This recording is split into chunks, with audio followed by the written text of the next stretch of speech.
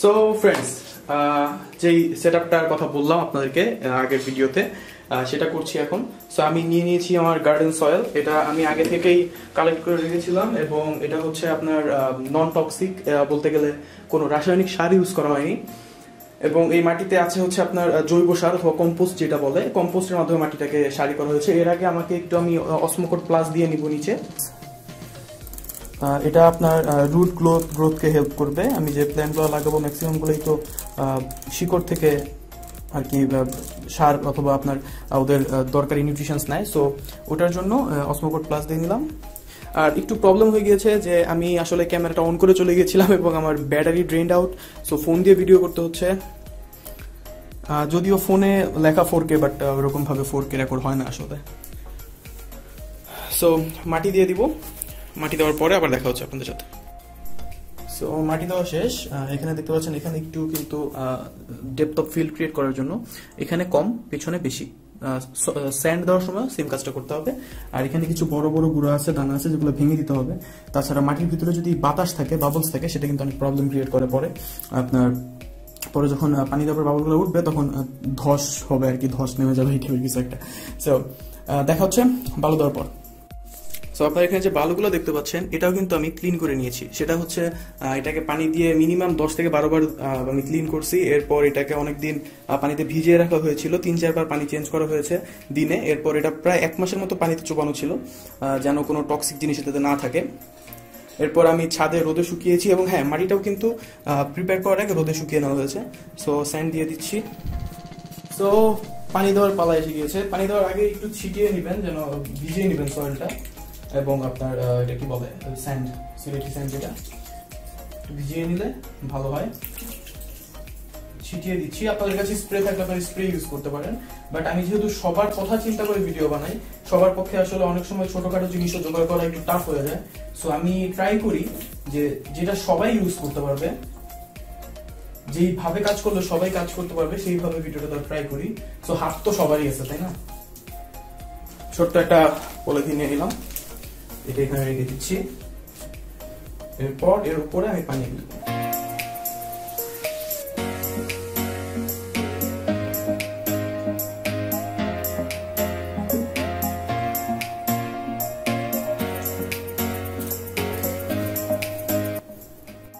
আরেকটা জিনিস বলে রাখি, আমি এখানে এখন যে পানিটা দিচ্ছি, এটা হচ্ছে আমার আগের অ্যাকুয়ারিয়ামের পানি। আমি আমার আগের অ্যাকুয়ারিয়ামের 50% পানি এখানে দিয়ে দিব, আর ওই অ্যাকুয়ারিয়ামে আমি নতুন পানি দেবো।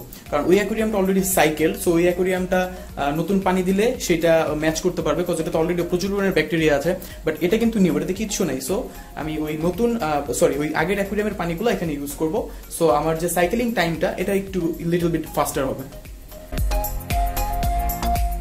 এতটুকু ফিল্ড আপ রাখছি, কারণ এখন গাছ লাগাবো। যদিও পানি একটু বেশি দিয়ে ফেলেছি, এর আগে গাছটা লাগিয়ে দেওয়া উচিত ছিল। বাট ওই যে ভুল সবাই করে, আমি ভুলগুলো ইচ্ছা করে করছি, যেন আপনাদের যখন আপনারা করবেন তখন এই ছোটখাটো ভুলগুলো না হয়। আমাদের সবকিছু সেটেল এবং পানি কিন্তু অনেক ক্লিন আছে। আপনার নতুন সেটআপের তুলনায় পানি অনেক ক্লিন। আপনারা যদি কেউ দেখতে চান, আমি দেখাতে পারবো, পানি কিন্তু অনেক ক্লিন, কারণ আমি সবকিছু আগে থেকে প্রিপেয়ার করে রেখেছিলাম। সো এখন সময় হচ্ছে প্ল্যান্টস গুলো লাগানোর। সো এট ফার্স্ট আমি যেটা বলবো, আমি যেহেতু একটি স্পঞ্জ ফিল্টার ইউজ করছি, স্পঞ্জ ফিল্টারের লোকেশনটা আমি দিতে চাচ্ছিলাম কর্নারে, ওই কর্নারে যেন দেখা না যায়। সো এট ফার্স্ট এটা আমি সেট করে দিই। ডান। সো এটা নড়ছে না, ওখান থেকে ওখানেই থাকবে ওটা।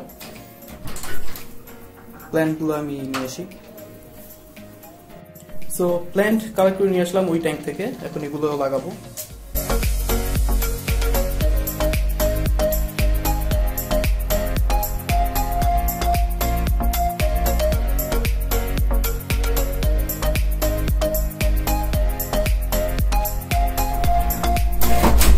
সো আপাতত আর কোনো প্ল্যান্ট দিচ্ছি না, কারণ আমি চাচ্ছিলাম যে যেগুলো দিয়েছি এগুলাই যেন এখানে গ্রো করে।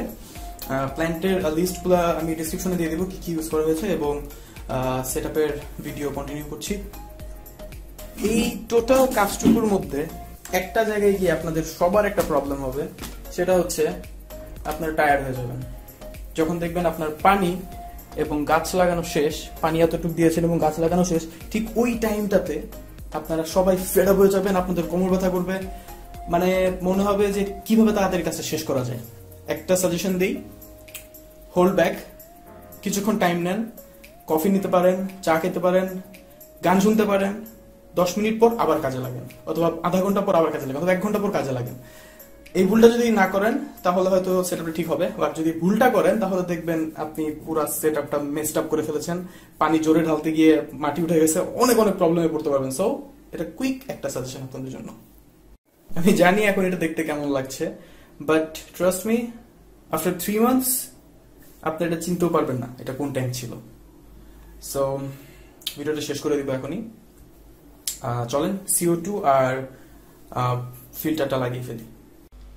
সো এই টোটাল প্রসেসে আমার সবচেয়ে বড় যে প্রবলেমটা ফেস করতে হয়েছে এটা হচ্ছে আমি ফার্স্ট রেকর্ডিংটা করার পর আমি ক্যামেরা অফ করতে ভুলে যাই এবং আমার ক্যামেরার ব্যাটারিটা পুরোপুরি ড্রেনড আউট হয়ে যায়, শেষ হয়ে যায়। এর ফলে ফোন দিয়ে ভিডিও করতে হয়েছে। এভরি ডিটেইলস আমি দেখাতে পারিনি, এটার জন্য এক্সট্রিমলি সরি। আর আসলে এভরি ডিটেলস দেখানোর দরকারও নেই, কারণ আপনারা যদি পুরো ভিডিওটা দেখেন আপনারা অবশ্যই বুঝতে পারবেন কীভাবে কী হয়েছে, কীভাবে কী করেছি। আর সেটআপটা কমপ্লিট করার 4 ঘন্টা পরের ভিডিওটা আপনারা দেখবেন ঠিক এখন।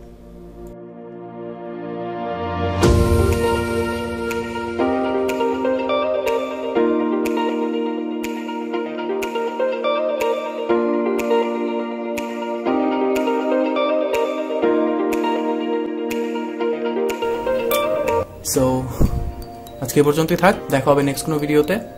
সে পর্যন্ত ভালো থাকবেন।